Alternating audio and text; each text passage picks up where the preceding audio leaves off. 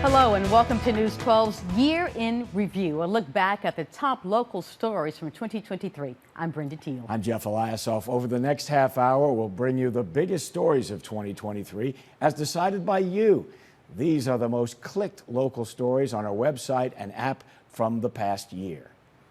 We begin in Denison, where in May, a Grayson College student was arrested for stabbing her roommate at their dorm on campus. Here's Hannah Gonzalez's report from May 22nd.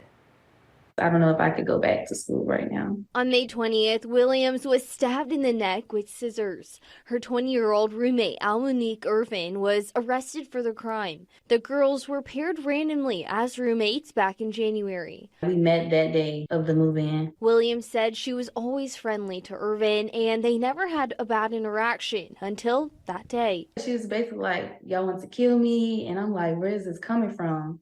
And she like, yeah, so if y'all gonna do it, go ahead, do it now. So like at that point, I was already scared. Like, I'm like panicking, my heart racing. Williams said she told her friends about the encounter she had with her roommate. She continued with her day, and after coming back from the dining hall, that's where she says Irvin was waiting for her. She's like talking to herself or whatever, like moving her hands. While Williams was attempting to enter into the dorm, she says Irvin attacked her. With adrenaline pumping, Williams said she didn't even realize that she had been stabbed. And my blood just went everywhere. So I immediately like stopped and just started crying. I'm like, y'all, help me. Before the attack, Williams says Irvin had destroyed her room. She's just like, I cut up all your stuff in your room, your teddy bear, your lotion. While Williams is slowly healing physically, she now deals with the fear of Irvin coming to harm her again. Try to go to sleep and close my eyes. It's like I'm picturing that same, like just her running up towards me. Like I picture her in my head. The attorney representing the Williams says not only are they pursuing a lawsuit against Irvin, but as well as Grayson College. I just hope she gets the help that she needs. Earlier this month, Irvin was sentenced to 8 years in prison for the stabbing. She will be eligible for parole in 4 years. Our next story also happened in Denison on Easter Sunday. A man thrown out of a moving vehicle lost his life. His girlfriend spoke to us the next day. 4 days later, she was arrested for manslaughter.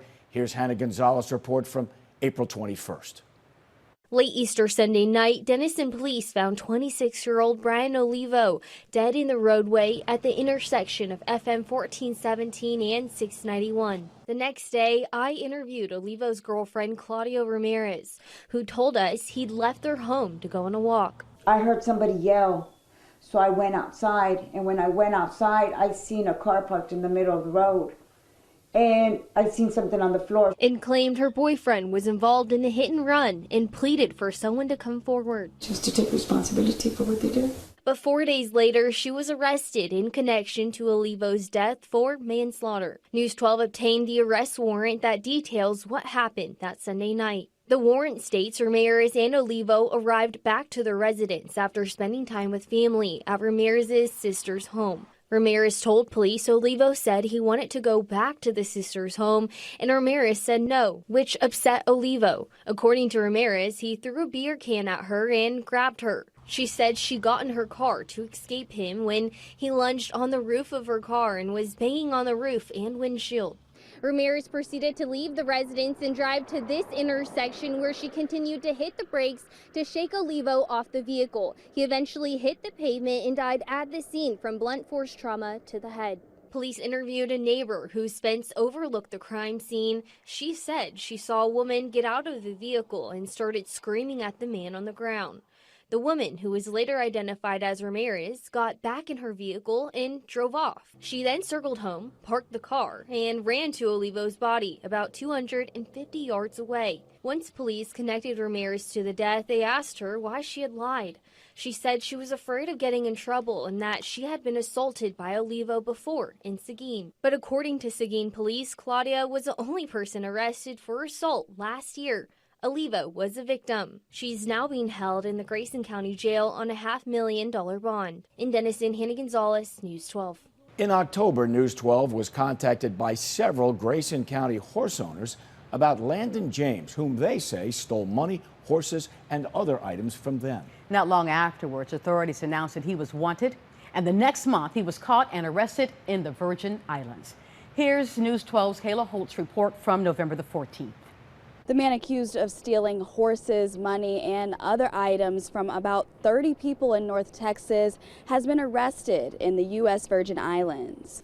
I think he's a very charming individual. If you met him, you would be charmed by him. Joanna Brutzman says she's a victim of crimes committed by Landon James. The Grayson County Sheriff's Office started receiving numerous complaints from several different victims regarding theft of mainly horses, money, and tack related to the horse industry. James was apprehended in St. Thomas with the help of U.S. Marshals and Special Rangers with the Southwestern Cattle Raisers Association. Authorities say he was working at a restaurant in the Virgin Islands. We received an anonymous tip from somebody there that told us where he was working, and then they responded there and arrested him. Brutzman says she's relieved. I think he just thought, if I keep scamming people, I'm going to have a little bit of extra money and, always just be a step ahead. Because a lot of these people that sent horses to James will now be extradited back to Grayson County. We're going to do an aggregate amount theft, which means it's going to be the total amount of theft. Right now we're over $300,000, so that's a first-degree felony in the state of Texas. The Grayson County Sheriff's Office says the case is ongoing and more charges could arise. He is going to be brought to justice, and we're just working at it day by day right now. In Sherman, Kayla Holt, News 12.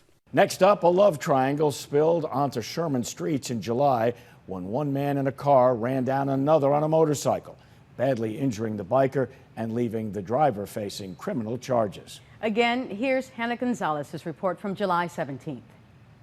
It's a big mess, and I understand it's like crazy, it's drama. Daniel Blakely has been with his wife, Amanda Blakely, for almost 4 years. She says they have been separated for the past 2 months, and she recently began a relationship with Cody Kuntz. Casey Gunter Amuda also says she's in a relationship with Cody. We've been off and on for 8 years. We break up for a short period, few days, tops, and he always comes home. Friday, before the crash, Sherman police say the two men had an argument.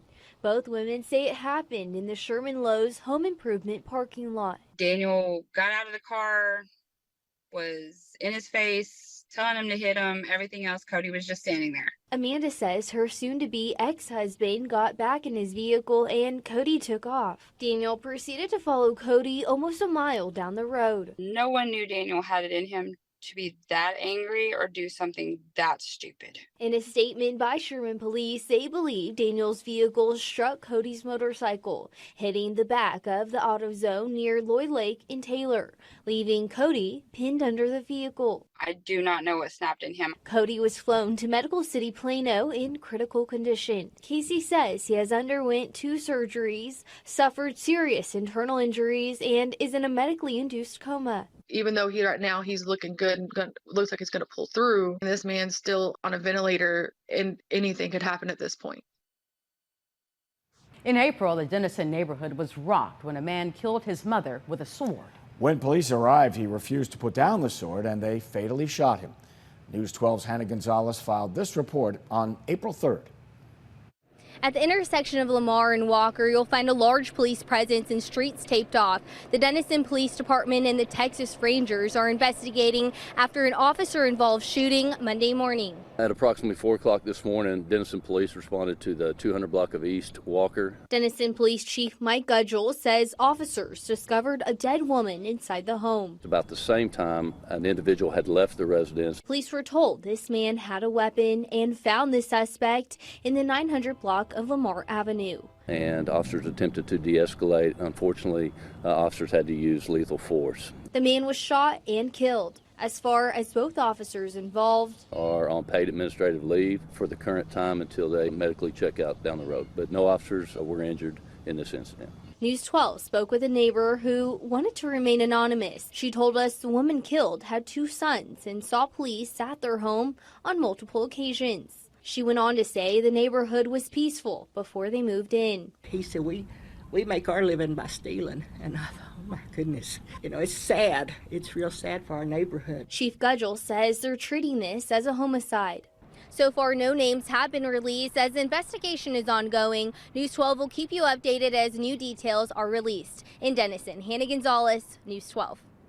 And Denison police later identified the suspect as 30-year-old Zachary Davis and the victim as his mother, 63-year-old Zella Logner. A medical examiner's report showed Davis was high on meth at the time of the incident. A grand jury cleared the officers in June of any wrongdoing. In November, Sherman High School made national headlines when administrators decided to assign roles based on students' birth gender in the school's upcoming production of the musical Oklahoma. The decision caused a trans student to lose his lead role. Here's the first on the series of reports by our own News 12's Aaron Pillay.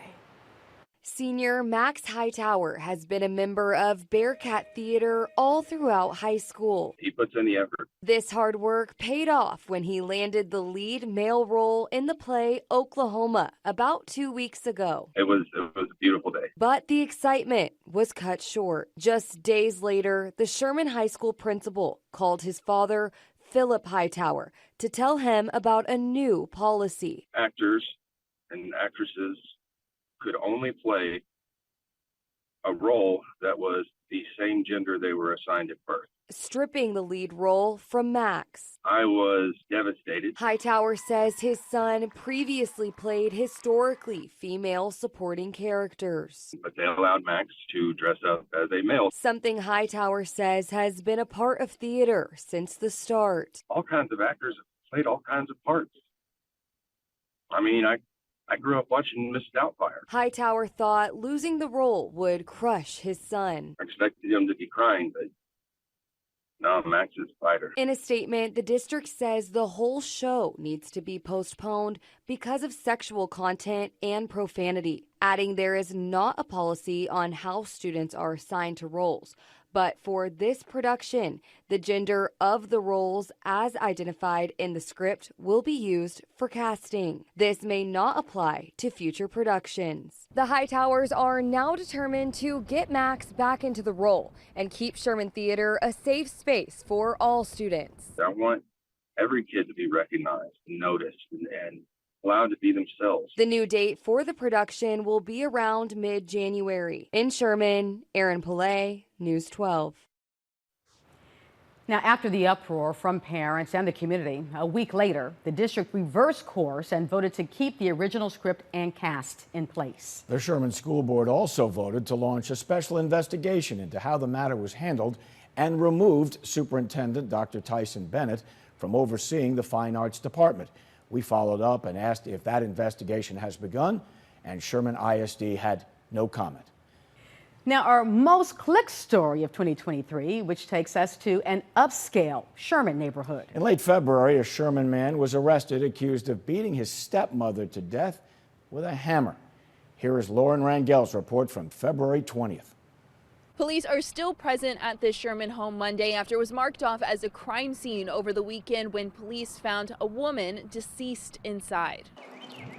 Residents say this Sherman neighborhood is normally quiet. I was on my way to church Sunday morning and I saw the tape, and then I saw the cruiser sitting there, and then I saw a police line, do not cross, and I thought, that might not be good. Inside the home near the intersection of 1417 and Canyon Creek Drive, police say they found Kathleen Craig dead on the bathroom floor. It's shocking.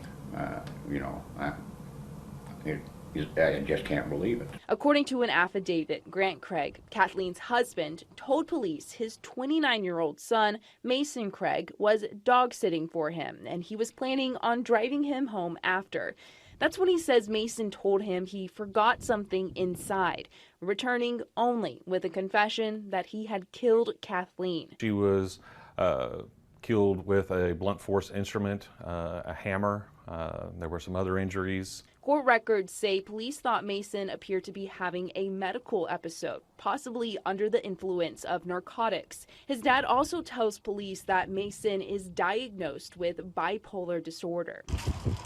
Police are now returning the home to its owners, so that they could take steps, whatever that may be, to return to the home just so that they could get back to a form of normal life. Without the tape and cop cars, the neighborhood itself is returning to its quiet state.